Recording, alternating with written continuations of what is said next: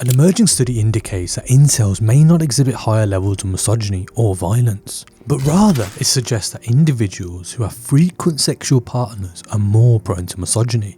Could it be that incels aren't all potential murderers and raging misogynists? Has the issue regarding incels been inflated to demonise the sector of society? Could a bit of compassion be shown to prevent predominantly young men going down a dangerous rabbit hole leading to extremism? In my eyes, the most important aspect of this study is that generally, incels who liken towards the original meaning of the word are very likely to be harmless. Yet the negative narrative set around lonely men and incels increases day by day, further withdrawing them from society and leading them to extremist views.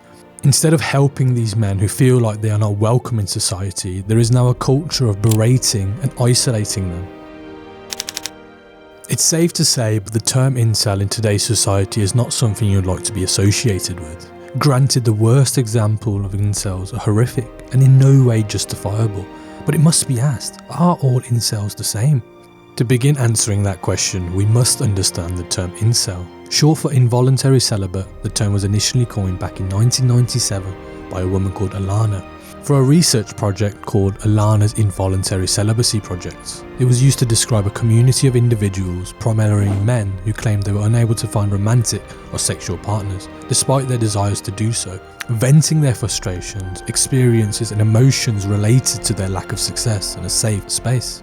Since 1997, the innocuous term incel has taken a life of its own, spawning into an ideological phenomenon. The term is now associated to the hardline ideology known as the black pill, an offshoot of the red-blue pill dichotomy.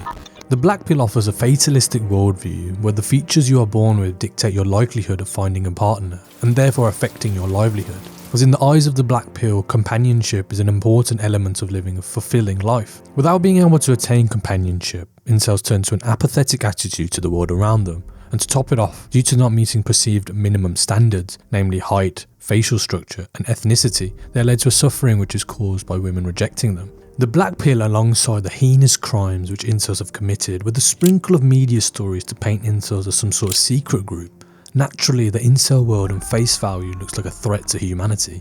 As a result, anyone who may look like an incel, self-identifies as an incel, or simply appears to show sympathy to incel can be placed in the crosshairs of someone who may be a potential danger, someone to be wary of. But I'm here to say this hysteria is overblown, and the way in which incels are looked at needs to change. Again, I'll say the worst of incels who have committed acts which have caused harm to other people, the laws of the land should be applied at full force. Once laws are breached, the incels in question become criminals. But in the same way not all Muslims are terrorists, society needs to reconsider the narrative that all incels are diabolical individuals who are ready to commit atrocities. And the study outlined at the start of the video helps with that. Though, it must be added that despite the study's conclusion, it doesn't appear to have picked incels as described in the modern way, i.e. the ones who are followers of the black pill and are active in the incel communities. Instead, they were young men who have less sex than they want. Perhaps this is enough to dismiss the study in relation to incels who are black pill followers, but if it does do something, it is that it assists in understanding young men who are sexless. That if we're going to look at a spectrum of different levels of what it means to be incel, the less extreme and closer to the original meaning of the term, as depicted as the test subjects in the aforementioned study, the reality is, despite feelings of frustrations in not finding a partner or sex, they are not resorting to misogyny to validate their existence. Adversely, the ones who are more prone to misogyny are the ones likened to the dark tirade group, i.e. men who exhibit malevolent qualities, or in modern speak, are chads. So what have we established so far? There is a spectrum which likens to how extreme one incel might be. The vast majority of incels fit into the category which does not subscribe to extreme views like the black pill. Research has yet to be completed on judging how misogynistic the most extreme incels are, though it can be safe to say the ones who are the most threatening are likely to be in the minority. Despite the size of the minority, they are often the loudest that they are the ones who commit atrocious acts, which in turn gives the rest of incels a bad name. Ultimately, we live in a day and age where the ramifications of technology, obsession with looks and attention is impacting everyone. For some, the effects are uncomfortable but not life-shattering, but for young men, especially those who feel rejected by the world, run the risk of falling into extremism. By demonising young men and labelling them the derogative word incel, we push away young men who instead could be prevented from falling into ideologies like the black pill, where the most dangerous elements of the system result in life-threatening violence.